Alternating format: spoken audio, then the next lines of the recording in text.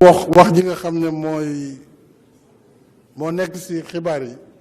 fan yi yëpp dégg naa ay coow mooy loo xam ne daf ma jaaxal sax ndax day mel ni lu xiinul rek xëy taw wax joo xam ni kenn xamul fu mu jógee ak lan moo ko tax a jóg ndax réew mi jàpp naa ni démocratie la buy dox 2016 man maa proposé askanu Sénégal révision constitutionnelle boo xam ne dama ni mbirum mandat yi dafa war a jeex dakk ñëpp jàpp ne réew mi kenn mënatu fi toog lu ëpp ñaari mandat dañ ko bind mu leer nañ nul ne peut faire plus de 2 mandats consécutifs xanaa kay ku jàng tubaab boo ko firilee loolu war na xam ne indépendamment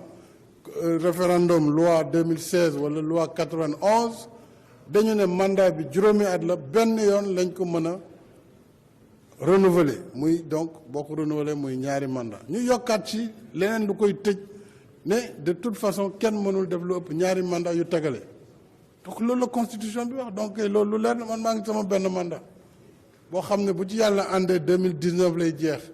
ci coobare sunu borom ak bëgg-bëgg Sénégalais yi bu fekkee ne jàpp nañ ne liggéey bi ñu sumb ñu ngi koy teg ci yoon am nañu seen kóolute dina renouveler mandat boobu 2019 su boobaa man pare naa ci loolu dama bëgg wax jooju ñu teg ko fële te ñu jublu ci liggéey waaye li ma xaw a jaaxal nag ci réew mi mooy foo nekk ci liggéey rek dinañ la indil wax joo xam ne boo moytuwul boo leen ci toppee dina la tardeel te jaru ko kon fi ma toll li ma bëgg a def daal mooy continuer liggéey bi nga xam ne yéen a ma ko dënk su paree ñu seet boo leen ñu wóoluwaatee am ngeen possibilité renouveler mandat président de la république su boobaa wax ji jeex na xanaa keneen la ñu wax ndax mënoo def lu ëpp ñaari mandat yu tegle une contribution positive à la marche de notre pays. Je suis encore à mon premier mandat qui finira en février 2019, plus précisément en mars-avril 2019. Nous avons, il y a un an, engagé une réforme majeure de la Constitution par voie référendaire. Justement, c'était pour arrêter le débat. Parce que nous avions une majorité totalement qualifiée au Parlement. Mais nous avions choisi de consulter directement le peuple sur une réforme très sérieuse, très constructive, très consolidante de la Constitution. tey nga wàññi suba nga yokk loolu bu nu xasee ba wateel yi dootul mën a nekk 5 ans lay doon benn yoon la ko boromam di mën a amaat mu dal di jeex président Macky Sall bu defee mandat wu bii nga xam ne 7 ans la te conseil constitutionnel ne ko moo ko imposé. mais ci loolu ñu bëri dañoo tiit ne bu wutee mandat bii ah ñu jox ko beneen mandat 5 ans est-ce que du jéem a laaj 3e mandat foofu il faut ngeen mu leer ci bopp sénégalais yi. non dafa leer naññ président wax na ko waxati ko te ni ñu ko bindee sax ci constitution bi leeral na ko mandat bii nga xam ne ci la ne muy mandat wu 7 ans te mu bëggoon ko wàññi moom ci boppam conseil constitutionnel ne ko loolu mënta nekk bu xasee ba jeex muy 2019 ba ca topp 5 ans lay doon bu ko yàlla falaatee incha allah te am nañ ci yaakaar ca lay yem donc président Macky Sall mënut a weesu 2024 ci boppu Sénégal kooku moom constitution bi leer na ci nañ. loolu kon ça veut dire que ñaari mandat dong lay def. mandat bii mooy bii tàmbale bii mooy benn ba ca topp mooy ñaar mu dal di jeex. 10 ans maanaam nit mënatul toogati fii Sénégal lu ëpp 10 ans waaw léegi foofu nag la coow li nekk. mandat Macky Sall bu 7 ans bii. bokk na seen décompte am déet. mandat wu président Macky Sall bu 7 ans bi. bu 7 ans bokk na ci décompte bi. kon ça veut dire que Macky Sall amul beneen droit. lu dul beneen mandat amul beneen droit bu dul respecter li nga xam ne moom la constitution. léegi daal jàpp nañ ne mandat bi c'est le premier mandat de Macky Sall il n'a droit qu'un autre mandat mu jeex.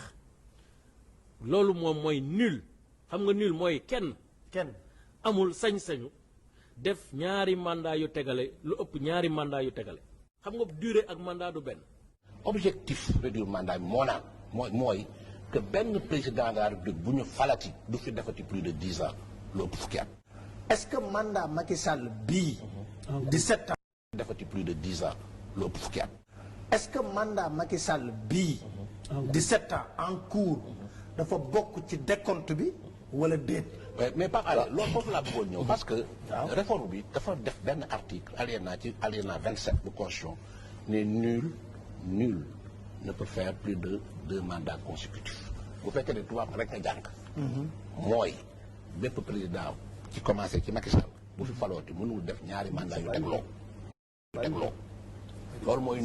nul président ne peut faire 2 mandats consécutifs. ku fi toogati ñaar mandat bay ñëw juróomi at dong la mën a nekk bii mu def nekk juróom-ñaar bu njëkk bi ndax mënu koo wàññi ca la bokk ci ñaari mandat yi ñu wax ko mu leer amul ñett amul ñeent amul ñaar ak genn wàll amul may ma ñetti at ma terminer samay chantier wala loolu amul loolu moom amu fi amatul dem ba ca biir may ma at ma terminer jumaa ji ma doon def fii loolu amul ku def fukki at dem loolu daal la fi andi. li fi xew le 23 juin 2011 misaal la candidature pour un 3e mandat tax fukki doomu réew mi ak lu teg ñàkk fi seen bakkan signal la boo xam ni bu ñu si jógulee bu ëllëgee daañu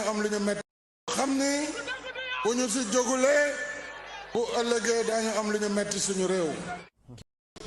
Est très clair sur la question et ne laisse place à aucune interprétation. L'article 27 de la Constitution dit: le président de la République est élu pour un mandat de 5 ans renouvelable une fois. Nul ne peut exercer plus de 2 mandats consécutifs. Je vais répéter la phrase. Nul ne peut exercer plus de 2 mandats consécutifs. Je vais répéter la phrase une 3e fois. Nul ne peut exercer plus de 2 mandats consécutifs. Est-ce qu'il y a place à interprétation? L'affaire Khalifa Sall, autre sujet qui fait l'actualité. wax ji nga xam ne moo nekk ci xibaar yi fan yii yëpp dégg naa ay coow mooy loo xam ne daf ma jaaxal sax ndax day mel ni lu xiinul rek xëy taw wax joo xam ni kenn xamul fu mu jógee ak lan moo ko tax a jóg ndax réew mi jàpp naa ni démocratie la buy dox 2016 man maa proposé askanu Sénégal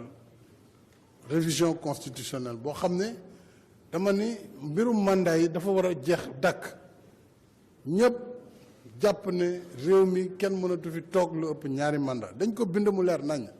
nul ne peut faire plus de 2 mandats consécutifs xanaa kay ku jàng tubaab boo ko firilee loolu war na xam ne indépendamment référendum loi 2016 wala loi 91 dañu ne mandat bi juróomi at la benn yoon lañ ko mën a renouveler muy donc boo ko renouveler muy ñaari mandat ñu yokkaat ci leneen lu koy tëj ne de toute façon kenn mënul def lu ëpp ñaari mandat yu tegale donc loolu la constitution bi wax donc loolu lu leer man maa ngi sama benn mandat boo xam ne bu ci yàlla àndee 2019 lay jeex ci coobare sunu borom ak bëgg-bëgg Sénégalais yi bu fekkee ne jàpp nañ ne liggéey bi ñu sumb ñu ngi koy teg ci yoon am nañu seen kóolute dina renouveler mandat boobu 2019 su boobaa man pare naa ci loolu dama bëgg wax jooju ñu teg ko fële te ñu jublu ci liggéey waaye li ma xaw a jaaxal nag ci réew mi mooy foo nekk ci liggéey rek dinañ la indil wax joo xam ne boo moytuwul boo leen ci toppee dina la tardeel te jaru ko kon fi ma toll li ma bëgg a def daal mooy continuer liggéey bi nga xam ne yéen a ma ko dënk su paree ñu seet boo leen ñu wóoluwaatee am ngeen possibilité renouveler mandat président de la République su boobaa wax ji jeex na xanaa keneen la ñu wax ndax mënoo def lu ëpp ñaari mandat yu tegle une contribution positive à la marche de notre pays. Je suis encore à mon premier mandat qui finira en février 2019, plus précisément en mars-avril 2019. Nous avons, il y a 1 an, engagé une réforme majeure de la Constitution par voie référendaire. Justement, c'était pour arrêter le débat, puisque nous avions une majorité totalement qualifiée au Parlement, mais nous avions choisi de consulter directement le peuple sur une réforme très sérieuse, très constructive, très consolidante de la Constitution, pour régler principalement la question de la durée et du nombre de mandats du président de la République, ainsi que du mode d'élection. Et cette question a été définitivement fixée dans cette Constitution. D'ailleurs, en 2016, ce dont il était question, c'était moins le nombre de mandats que la durée. On devait passer du septennat au quinquennat bloqué. Mais le nombre de mandats s'est réglé depuis très longtemps, c'était 2 mandats. Donc le nombre de mandats n'a pas été modifié. Pourquoi engager une discussion sur un débat de 2024, un débat qui n'a pas lieu d'être, puisque je suis dans la logique de ne pas dépasser 2 mandats si le peuple sénégalais me fait confiance en 2019. Donc ce débat, on ne doit pas nous faire perdre du temps. Voilà ce que je voulais dire sur ce point.